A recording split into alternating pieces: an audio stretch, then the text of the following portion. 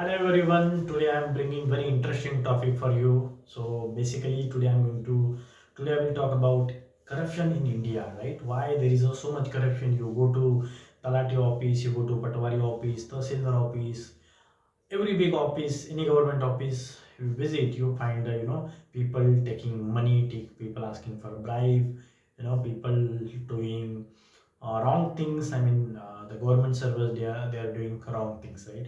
So you find it everywhere. So what is the reason, right? So we will bifurcate this topic into two things. The first one is police system, and second one is bureaucracy, right? Let's talk about the police system, right?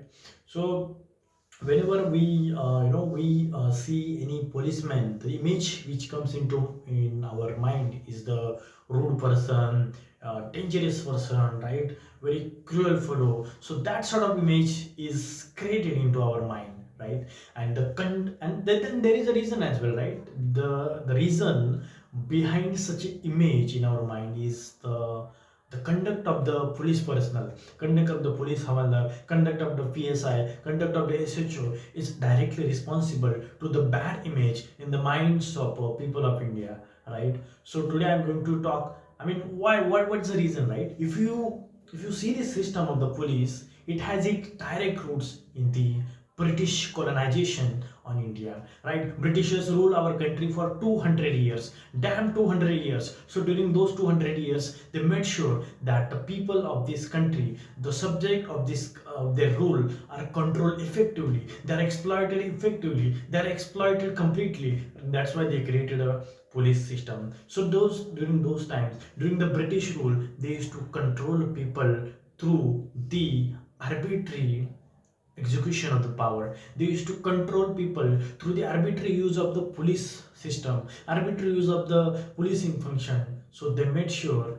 that the fear of the police is always there on the mind of the people, right? So they, all of us know that, all of us know the Jallianwala Bagh, Jallianwala Bagh. So in Jallianwala Bagh, if you know, the police fired on its own people. Police fired bullets on the people of their own country, right? It is a it is never recommended that police use fire a bullet on its own people until and unless it is very violent scenario, right? So through such a measure, through such a fearful tactic, through such actions, Britishers made sure that there is a complete fear of the police on the mind of the people, right? So that's the first reason. So this police system, it has a roots in the British colonization, and that's the main reason, right? Whenever we say any policeman, we think of roadman, very bad person, right? And somehow this image is being, I mean, somehow this legacy is being exploited by the police personnel all over the India. You take example of any state, you take example of Maharashtra, Karnataka, Northeast, in any state you will find a police, lot of police personnel you misusing their power, right? So, and that's not the thing. Apart from misusing power, they make sure that they twist the law, right? People don't know the laws, right? Only parliamentarian or MLAs, the legislative assembly, they make a rule. I mean, they make a law, and rules are formed by officers, but people are completely unaware about the rule. People are completely unaware about IPC except the lawyer. So police personnel, they make sure that they enforce or they use a law in such a way that the common man, the common citizen, the true person of this country is completely destroyed. He completely has a fear, right? So that is the first thing. Now second thing, let's come to the bureaucracy. So now if you talk about Indian bureaucracy, take example of revenue office, take example of any other government office. Let's take example of public sector bank, right? So it's a part of the governance function, it's a part of the governance function into the finance domain, right? So bureaucracy bureaucracy encourages corruption, right? Because they know the law, they know the rule, and they know that people of India are sleeping.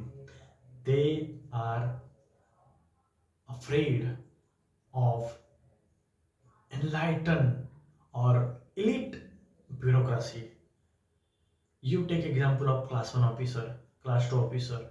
People see this person as someone like elite from the Samantashahi or from the old era of kings and Umrao, you know. So people think that this class one, class two officer, they're like the colonial era, or they may be from the king rule.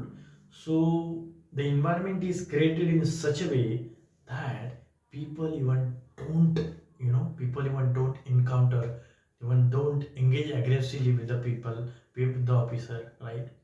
So I mean, there are a lot of factors behind corruption in bureaucracy. So obviously, one is the government servant.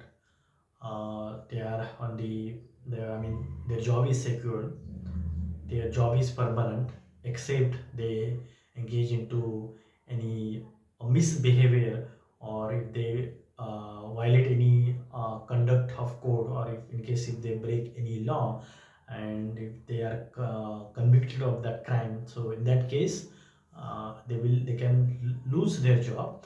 Otherwise it is permanent. Unlike private sector, your job is very secure. So that is the first reason. So there is a very less pressure to perform, there is a less obligation to perform, there is a less incentive to perform, right? We need to understand this thing as well, right? We know that there is a no there is a less pressure to perform, there is a not much obligation on the government servant to perform. Even there is a very little incentive except some sort of promotion, right? There is a, I mean, the incentive is also not that lucrative that somebody can perform very well, right? So in this video we just try to understand the various reasons behind corruption in India. So thank you so much for watching my video. See you next time. Bye bye. Take care.